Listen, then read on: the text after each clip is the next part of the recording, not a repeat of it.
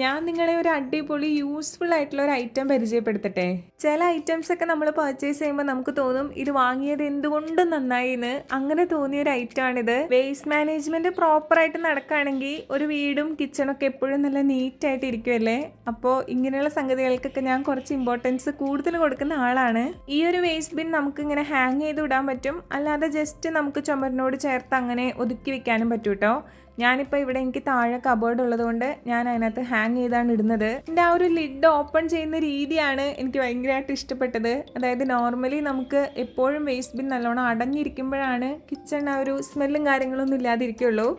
എന്നാൽ പിന്നെ അടപ്പ് തുറക്കാനായിട്ടൊരു ബുദ്ധിമുട്ടാണല്ലോ വേസ്റ്റ് ഇടാൻ നേരത്ത്. ഇതാകുമ്പോൾ അടയ്ക്കാനും തുറക്കാനൊക്കെ എത്രത്തോളം സിമ്പിളായിട്ട് ചെയ്യാൻ പറ്റുമോ അത്രയും സിമ്പിളായിട്ടാണ് ഇതിനെ ഡിസൈൻ ചെയ്തേക്കുന്നത്. ഞാൻ ഇതിൻ്റെ ഉള്ളിൽ എപ്പോഴും ഒരു ഗാർബേജ് ബാഗ് വെച്ചിട്ട് അതിനകത്തോട്ടാണ് വേസ്റ്റ് ഇടാറ്. അപ്പോൾ പിന്നെ ഡിസ്പോസ് ചെയ്യാൻ വളരെ സിമ്പിളാണ്. ഇത് രണ്ടും ഞാൻ ഫ്ലിപ്കാർട്ടിൽ നിന്നാണ് കേട്ടോ വാങ്ങിച്ചത്. വേസ്റ്റ് ബിന്നിൻ്റെ റേറ്റ് ഒരു 312 രൂപയേ ആയിട്ടുണ്ടായിരുന്നുള്ളൂ. ഇതിൻ്റെ വൈറ്റ് കളറും ആഷ് കളറും ഒക്കെ അവൈലബിൾ ആണ്. ഞാൻ ഇപ്രാവശ്യം ബ്ലാക്ക് ആണ് ചൂസ് ചെയ്തത്.